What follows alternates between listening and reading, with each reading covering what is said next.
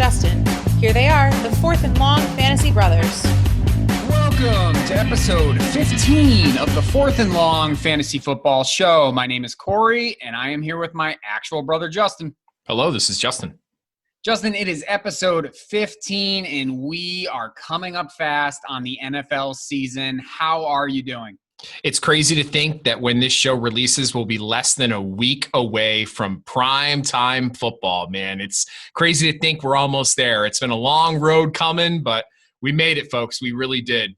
Two things I wanted to bring forward today as we get the show started. The first, we've got three big back holdouts potentially, Corey, on the horizon here. We've got Joe Mixon, Dalvin Cook, and Alvin Kamara, all on their rookie deals at this point, all looking for extensions.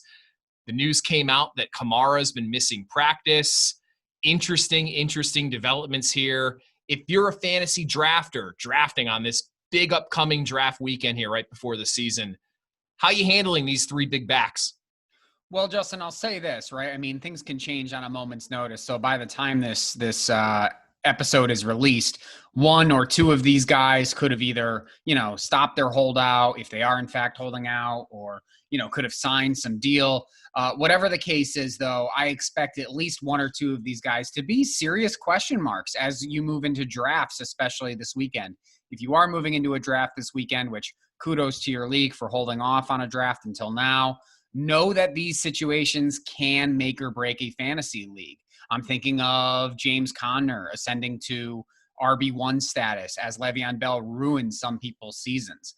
I'm thinking of Austin Eckler being thrown into the limelight of fantasy production because Melvin Gordon holds out for 4 weeks. I mean, these things happen, Justin, right? Yeah, those are great examples over the last few years here. And if we're looking at these three backs, Mixon, Cook, Kamara, I think if you're going into your draft this weekend and the contract situations are not yet resolved, there's still noise of a possible holdout for these guys, you got to prioritize the handcuffs, right? So if I'm looking at Joe Mixon, not necessarily sure if there's going to be a true workhorse backup, but if I'm prioritizing anybody, I'm probably looking at Gio Bernard. If we're talking about Dalvin Cook, I think it's pretty obvious for both Cook and Kamara, honestly. I think for Dalvin Cook, you're prioritizing Alexander Mattison, and then for Alvin Kamara, you're prioritizing Latavius Murray. I mean, look at what Latavius Murray did last year, right? That's another good example, similar to what James Conner did and what Austin Eckler did last year and in previous seasons. Latavius Murray was the top running back at the end of the season last year when Kamara was hurt. So, I mean, you got to prioritize those guys. You got to be smart. Leave your draft if you're taking one of those big backs with their backups, without a doubt. I think that's the smart call, Corey. Yeah, so let's now move into our second topic that we wanted to cover, Justin, and that's introducing the format for the season-long shows. Our shows are about to probably get a little bit shorter, but the content is still going to be really, really valuable. So you can expect probably somewhere between 15 to 20-minute shows as the season goes on, still once a week, but rather than released on Friday mornings, will be released on Thursday mornings to get you prepared for the fantasy week that's coming up, starting with Thursday Night Football. This show will include three different aspects to it. We'll go over the past, the present, and the future. When I say past, Justin, what I mean is we're going to do a quick recap of the previous week, talk about some major headlines, some major fantasy performances. We're going to talk about the present and what you should have been doing throughout the week. Players we like to add over the past week, waiver wire additions, and some deeper guys that we're keeping an eye on. And then we're going to look at the future, and we're going to look at maybe some player matchups of the week that we're really looking forward to, or a start of the week, or just a fantasy storyline that we want to see played out. So, Justin, it's going to look a little bit different as the season goes on, but still it's going to be very relevant information as the weeks progress. Yeah, man, I can't wait for the season to get started. We could talk about real football, right? I mean, we've been spending the last few months here on our first 14 episodes going through speculation, right? We're trying to put the pieces together from years past. We're collecting our data. We're formulating kind of what we think is going to happen this year. It'll be really interesting to see how this season unfolds. I'm looking forward to getting into it, man. And so to give you a little preview of what's going to happen over the next couple of weeks, we got kind of a short but very good episode for you today. It's all about our fantasy predictions and some fantasy awards in the preseason before we start the fantasy year. So, Justin, let's get to it. On today's show, All right, we have our fantasy predictions for you on this week's show. Today, Justin and I will finish off our off-season shows with our fantasy award predictions. We'll each pick our fantasy comeback player of the year, our fantasy rookie player of the year, and our fantasy MVP, our most valuable player. Are you ready for this, Justin? Are you excited? Yeah, so one of the clarifications I want to throw out there too for our audience is that this is not the typical NFL awards, right? This is not the NFL Comeback Player of the Year, the NFL MVP, the NFL Rookie of the Year. This is all focused on fantasy, right? So we're putting a fantasy lens on these awards and walking away with 3 distinct categories that we think will help you guys get prepared for the season. Right. And so fantasy comeback player of the year, Justin, doesn't necessarily mean this guy's going to take over or, regain exactly where he was. But we're looking at guys who used to be fantasy darlings, who have fallen out of favor in the eyes of the fantasy community, but we think are going to become fantasy relevant once again. And why don't you get us started with a very intriguing running back? Yeah, so my fantasy comeback player of the year is going to be David Johnson's. We've talked about David Johnson before, right? He's moving from the not so optimal situation that he was in last year with the Arizona Cardinals, and he's moving to a far less crowded and what my mind seems to think a much more favorable situation with the Houston Texans. Now, people will remember the beginning part of last year. David Johnson was exactly as advertised, right? You drafted him as a top 5 back. Consensus-wise, he was going in the top 5, 6, or 7, roughly give or take, depending on format. And he was delivering for you. I mean, he was getting you touchdowns. He wasn't necessarily totally efficient on the ground, but he was scoring and he was holding your fantasy team afloat. Now he moves to Houston, right? You got Deshaun Watson. You've got a pretty strong offensive line with Laramie Tunsil anchoring that left tackle position. I think he's got a lot of room for a possible bounce back here, Corey. I look at David Johnson. He's currently being drafted outside of the top 20 running backs. He's kind of right on that line right there. If there's any running back I look at in this range, I think it's David Johnson who has the most upward mobility. If things break right, and if they break really, really right for David Johnson, I think this guy's got a top 10, maybe even top 5 fantasy season in his outcome. Justin, my question for you is going to be, how short or how long is the leash on David Johnson? I mean, that's the one thing we can't tell with all the reports coming out. Some people are saying, he's going to have the longest leash possible because Bill O'Brien is going to want to prove he was worth the DeAndre Hopkins trade. And other people are saying the second things go wrong, they're going to be looking for another solution in Houston. So what do you think here? Honestly, Corey, I think the leash is going to be pretty long for David Johnson. I think Bill O'Brien's going to want to justify the fact that he traded in his prime wide receiver, arguably one of the best in the NFL, for an aging running back who hasn't been productive or healthy for that matter in a number of years. I think David Johnson's going to have all the run that he can handle. I think the only barrier to him not being a top 15 running back is injury at this point, honestly. Okay, that sounds good. Well, Justin, let's talk about another receiver who I believe is still in his prime, though other people will say that that's not true.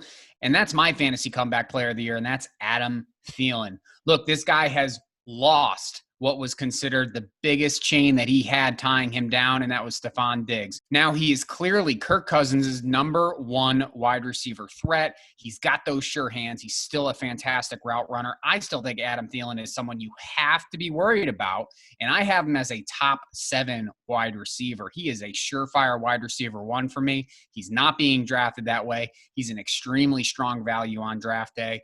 I would say go get Adam Thielen while you can, because he is going to reinsert himself into that wide receiver 1 territory in the fantasy world this year. People just don't seem to be really valuing Thielen for what he's done in years past, right? I mean, we talked about Thielen on previous episodes here. We've talked about how he had a down year last year. He didn't really look like himself, but he was also injured. With Diggs out of the picture here at this point, I think Thielen's ceiling is certainly sky high. So I'll get us started with my pick for Fantasy Rookie of the Year. So this is the rookie that's going to produce the most fantasy value and really help you win your fantasy championship. I'm going to go with quarterback Joe Burrow of the Cincinnati Bengals. Number 1 overall pick in the NFL draft this past year. You look at Joe Burrow and the situation he's coming into. I mean, the Cincinnati Bengals were terrible last year. They were atrocious. That's an understatement, right? But they've got a lot of good things going for them when you look at it at the surface. You've got a really solid and hopefully healthy returning offensive line, especially with Jonah Williams, the former first-round pick, coming back from his injury last year. And then you look at the offensive weapons that Joe Burrow has, right? You look at A.J. Green, which pray to God for Joe Burrow that A.J. Green can stay healthy. You've also got Tyler Boyd, T. Higgins, the rookie coming in this year. You've also got John Ross, Auden Tate. I mean, I really like the weapons here for Joe Burrow. The other thing that I really like about Joe this year is people forget that he's an underrated rushing quarterback. He averaged over 25 yards rushing a game in the collegiate levels there with LSU. I think that's going to be an underrated fantasy asset of Joe Burrow. I don't think a lot of people are putting a ton of stock into that, but if he can throw for 250 yards, a touchdown or two, and sprinkle in another 50 yards rushing with maybe a rushing score, that right there is a QB1. Joe Burrow is my fantasy rookie of the year. Justin, I could see Joe Burrow as the NFL Rookie of the Year. It really does actually surprise me to hear you say he's going to be the Fantasy Rookie of the Year because quarterback is just so hard to take over. You know, you need a Patrick Mahomes type of year to be considered the Fantasy Rookie of the Year. I'm just curious why you would choose him and select him over all these really talented running backs and wide receivers we have. Yeah, I think it really comes down to this is the most polished pro prospect at the quarterback position since Andrew Luck. And I think the rushing upside, which I mentioned previously, is going to accelerate Joe Burrow's development as a fantasy player, not necessarily as an NFL quarterback, but if this defense continues to struggle the way it did last year and in years past, Joe Burrow may be in a whole heck of a lot of shootouts this year. I could potentially see him throwing the ball 30, 40, maybe 45 times a game, which could entirely be possible. Corey, I just like the upside here. I'm going to take the dart throw on Joe Burrow and say that he's going to be the highest scoring fantasy rookie quarterback and really set the league on fire here. Yeah, if you're going to take the dart throw, then I'm going to take the potential sledgehammer here because this is kind of an easy answer, and that's Clyde Edwards-Hellaire. I mean, the guy has just a mouth-watering situation, and whether it's PPR or standard, he is going to be put into what we expect is a high-octane offense in a really mouth-watering role. Damian Williams opting out of the season gives CEH the clear path to be this team's number one. Maybe it won't be in week 1, maybe it won't be in week 2, but sooner rather than later, this guy is just always going to be on the field. And eventually, at a certain point, Mahomes just loves finding his running backs, especially in the red zone, which is a really interesting part of the Kansas City offense, right? I mean, Damian Williams ended up scoring a lot of his touchdowns at the end of the season when they were inside the 25 and 20. So I see Clyde Edwards-Hellaire having touchdown upside that some people don't think he has. I see him touching the ball a ton, as much as they're willing to give him. So this is a really, really exciting prospect for me, and I think he's going to blow it away with being the Fantasy Rookie of the Year. Will he be a top 10 running back? I don't know, but I do think that even if he's in the top 15 running backs, that makes him a Fantasy Rookie of the Year that's worth having. Corey, there have been those rookies over the last, 3-4 years that have come in, been picked in the first round. They've had kind of that workhorse presumptive role leading into the season. I'm thinking of guys like Zeke Elliott, Saquon Barkley. I'm curious, Corey, where does Clyde Edwards-Hellaire stack up in regards to those other 2 first-round backs? And they were kind of consensus first-round picks when they were going in fantasy drafts their rookie season. Anything you see there that concerns you about Edwards-Helaire's situation that might reserve you from taking him in the first round? Anything that could go wrong?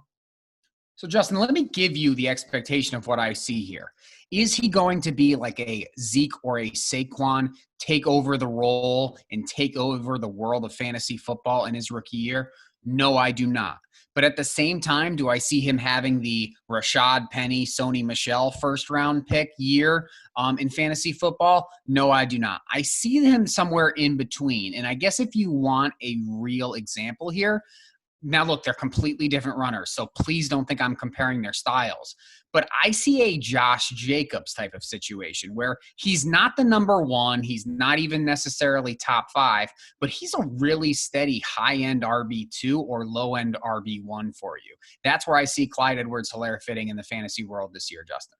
Talk about a dream situation, right? I think when we were collectively monitoring the draft process back in April, we were hoping and praying that the Chiefs would select a running back. And I think we all kind of thought it'd be maybe DeAndre Swift, maybe Jonathan Taylor, maybe Cam Akers, and they shocked the world and took Clyde Edwards-Hellaire based on Patrick Mahomes' recommendation, man. I like the call. I think he's the easy answer for Fantasy Rookie of the Year this year.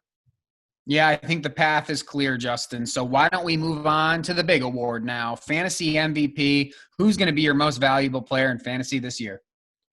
So this fantasy MVP award here is really the who we think can be the number one fantasy player this year, who can be the anchor to your championship squad. And I'm going to go with a guy that's been in the league for a couple years now, running back Ezekiel Elliott from the Dallas Cowboys. I could very easily put a guy like Christian McCaffrey up here on this list, Derrick Henry, Michael Thomas, but I'm going to go with the steady contributor in Ezekiel Elliott. One of the things I really like about Zeke this year is the offense around him. Of the top running backs that are out there that are being selected, I think I like his offense the best of any of them. Kamara is a close second, but we just don't know what's going to be going on with him this year. Potential holdout, we just don't know. I'm going to go with Zeke Elliott. I love the addition of CeeDee Lamb this year on the offensive side. I think it really is going to help open up a lot of holes for Zeke like it has in years past. And Dak will continue to progress. Dak is a great young quarterback. I think he can very easily sustain a top-flight offense like he's done in years past. And I think Zeke will be the main beneficiary of that. One of the things I love about Zeke Elliott is the fact that he is a true bell cow workhorse running back in the NFL. And there's only maybe a half dozen or so of those running backs in the NFL today. I love the offense. I love the opportunity. I love his steady production. He doesn't get hurt. He stays on the field. He catches the ball. He scores touchdowns.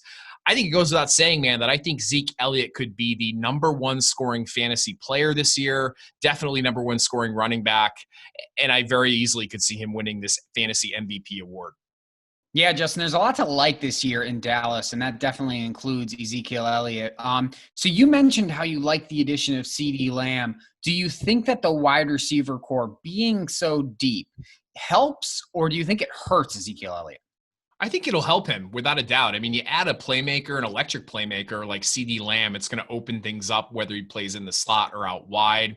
You know, they also lost, you take away Jason Witten, Randall Cobb, the targets that they had last year. They're going to go to CeeDee Lamb without a doubt. And I think that helps Zeke. I don't see really much of a change, honestly, to his role this year. I think Zeke is a bona fide top 5 pick. I honestly would consider taking him at number 2 behind CMC in drafts this year. I don't see a world where Zeke Elliott doesn't finish outside of the top 5. And with this prediction, I'm thinking he'll be the number 1 overall player. Justin, you mentioned you would take Zeke at number 2. I'm telling you that's a mistake because my MVP is the guy you should be taking at number 1 this year, even above CMC, and that is Saquan Barkley. I really love what this guy brings to the table. He has qualities and traits that I don't see any other running back in the NFL bringing to a fantasy team the way that Saquon can. He catches balls. He runs well in between the tackles. He's great on the outside. He has speed. He has strength. He has burst. He really is an impressive football specimen. I think if you have a chance to get him on your fantasy team this year, you definitely have to, because he is going to lead this New York Giants offense in being a much more productive offense than people think, and he is going to be the center point of that, and he's going to lead your fantasy team as the best RB1 you can own.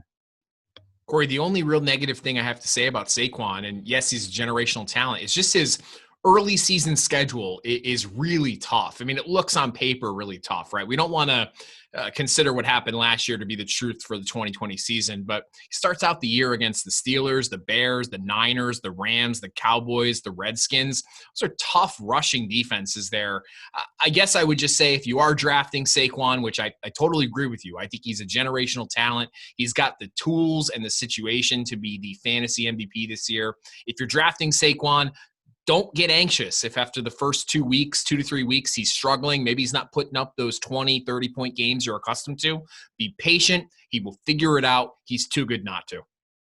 Justin, maybe you're right there. Maybe they are going to be tough run defenses, but right, that's the thing about this. We never know. Football changes so often. The NFL landscape changes so often. Those were tough run defenses last year, but that thing can change on a dime. And sometimes even the talent on the teams don't even have to change. Sometimes it's just teams knowing how to adjust to defensive schemes. Sometimes it's teams just having more improved offensive lines. I mean, you really have to factor in so many different things when you're talking about, scheduling strength and who's got facing a tough defense, who's not. I'm just going to say I'm not taking that into consideration when I'm drafting him because we just don't know. I have a feeling that even if they are tough run defenses, the guy who can supplant that and can make that a non-factor is the Saquan Barkley. Like we always say, man, trust the talent, right? We don't know what's going to come. We don't know the variables, how they'll work out either in our favor or against our favor. Trust the talent. I don't blame you. So, Corey, why don't you recap our awards? Yeah, that sounds great, Justin. We'll start with the Fantasy Comeback Players of the Year. Justin elected David Johnson as his Fantasy Comeback Player of the Year, running back out of the Houston Texans. And I elected Adam Thielen, wide receiver from the Minnesota Vikings. Next up was our Fantasy Rookie of the Year, and Justin took Cincinnati's quarterback Joe Burrow, while I put forward Kansas City's running back Clyde Edwards-Hellaire. And then we finished up with our Fantasy MVP, and Justin put forward the Dallas running back Ezekiel Elliot, while I made my statement with the New York Giants running back Saquan Barkley. Awesome, man. Looking forward to getting into the regular season here, getting into our cadence of past, present, future. Can't wait, man. Season's almost here.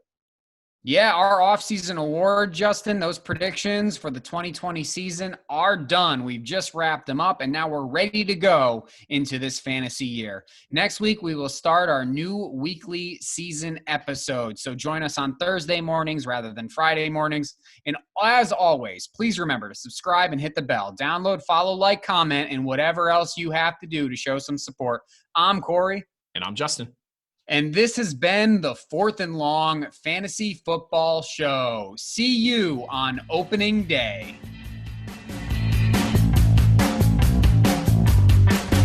Royalty-free music courtesy of Ben Sound. The views and opinions expressed on today's episode are that of the Fourth and Long Fantasy Football Show. Remember to like and subscribe.